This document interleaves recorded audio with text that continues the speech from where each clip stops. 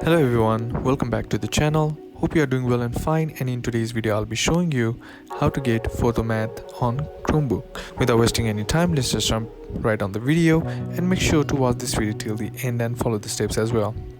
Now the first thing that you need to do is open up your browser and then download the latest version of the BlueStacks. Now once you download it, all you gotta do is install it, and once that's installed, all you gotta do is open it and you'll be seeing something like this on the screen. Now all you gotta do is tap on the let's go and complete the on-screen instructions to successfully set up the BlueStacks. Once that's done, all you gotta do now is head over to your browser and then type in Photomath APK free download. Once you find the APK, simply download it, and once that's downloaded, right click on the app application and then hover over open with and select BlueStacks app handler. Once you click on it, the app will automatically be installed on the BlueStacks.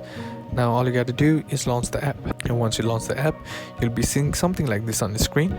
Now here you'll need to tap on let's go to complete the on-screen instructions and successfully install Photomath on your Chromebook. And once that's done, here you'll be seeing the home screen of the Photomath. Now you can use it to find your required solutions, and that's basically how to get Photomath on Chromebook. And that's it for today's video, guys. Hope this video was useful to you. Leave a like if it did, comment down below what the next video should be on, consider subbing to the channel. Thanks for watching.